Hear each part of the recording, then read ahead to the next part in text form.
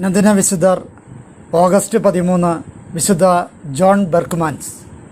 1599 ഫ്ലാൻഡേഴ്സിൽ ബെൽജിയത്തിലെ ഒരു ചെരുപ്പ് നിർമ്മാതാവിൻ്റെ 5 മക്കളിൽ മൂത്ത മകനായിട്ടാണ് ജോൺ ബെർക്ക്മാൻസ് ജനിച്ചത്.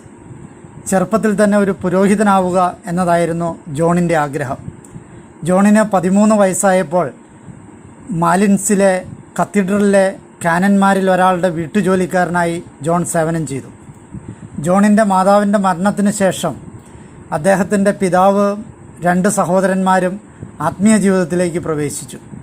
1615 ജോൺ അവിടെ പുതുതായി ആരംഭിച്ച ജെസ്യൂട്ട് സഭക്കാരുടെ കോളേജിൽ ചേർന്നു.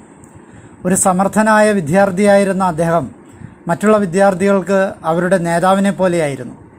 1616 ജോൺ മാലിൻസിലെ ജെസ്യൂട്ട് സഭയിൽ നോവിഷ്യേറ്റ് ആയി ചേരുകയും ഫാദർ ആൻറ്റോയിൻ സുക്കറ്റ് എന്ന ആത്മീയ പിതാവിൻ്റെ കീഴിൽ സേവനം ചെയ്യുകയും ചെയ്തു.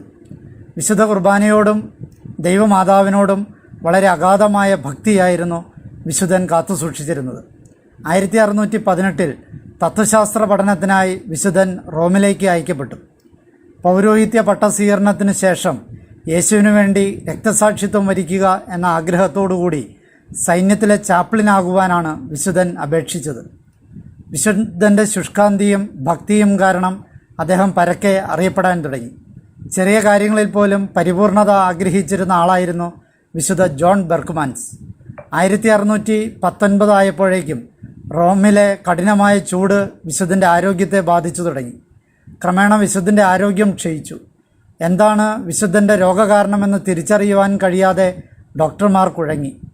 ഏതാണ്ട് 2 വർഷത്തോളം വിശുദ്ധൻ നിരന്തരമായി രോഗത്തിൻ്റെ പിടിയിലായിരുന്നു. അവസാനം 1621 ഓഗസ്റ്റ് 13 തൻ്റെ 22ാമത്തെ വയസ്സിൽ വിശുദ്ധ ജോൺ ബെർക്ക്മാൻസ് സമാധാനപൂർണമായി കർത്താവിൽ അന്ത്യനിദ്ര പ്രാപിച്ചു. 1865 പിയൂസ് 9 പാപ്പ വിശുദ്ധനെ വാഴ്ത്തപ്പെട്ടവനായി പ്രഖ്യാപിച്ചു. 1888 ലിയോ 13 മാർപ്പാപ്പയാണ് ജോൺ ബെർക്ക്മാൻസിനെ വിശുദ്ധനായി പ്രഖ്യാപിക്കുന്നത്. റോമിലെ വിശുദ്ധ അലോഷ്യസ് ഗോൺസാഗയെ അടക്കം ചെയ്തിരിക്കുന്ന വിശുദ്ധ ഇഗ്നേഷ്യസ് ദേവാലയത്തിൽ തന്നെയാണ് വിശുദ്ധ ജോൺ ബെർക്ക്മാൻസിനെയും അടക്കം ചെയ്തിരിക്കുന്നത്.